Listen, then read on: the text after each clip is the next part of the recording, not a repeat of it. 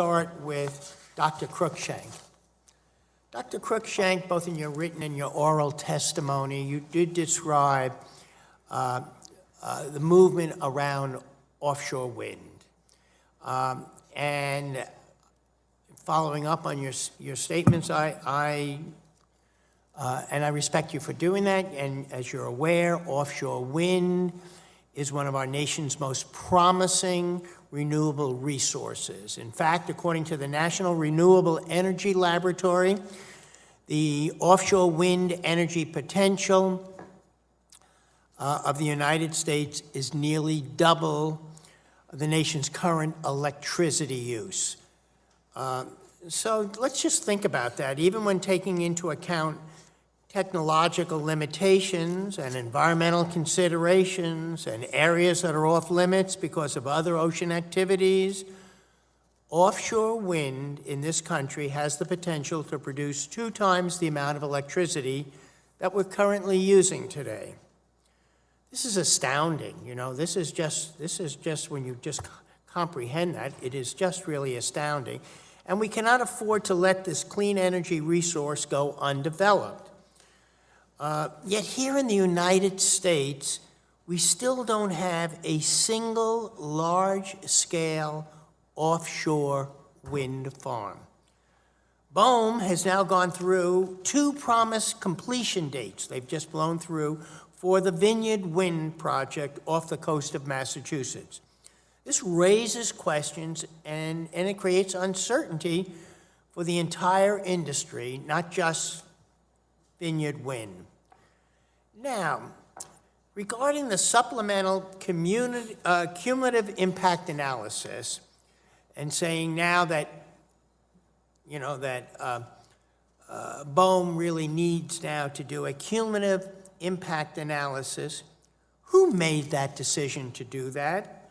That this was necessary to do a cumulative now before we do these specific projects, before we give the permits? Who made that decision? And why did you believe it was necessary at this moment to do that? Thank you for that question, Mr. Chairman.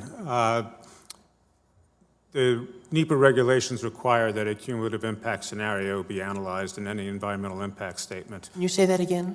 The regulations governing National Environmental Policy Act call for cumulative impact scenarios to be analyzed in an environmental impact statement. And we indeed did on specific projects? Yes, for specific projects. Okay. We had one in our draft environmental impact statement, and what we found after we published that was that states started competing with each other, in essence, to raise the goals they had for offshore wind and to put out requests for proposals for offshore wind farms. And we found that as you looked at what the state policies were becoming, they vastly outstripped the scenario that we had looked at in that draft EIS. And we got comments from the public and from our cooperating federal agencies that we really needed to look at a scenario closer to what we were seeing develop.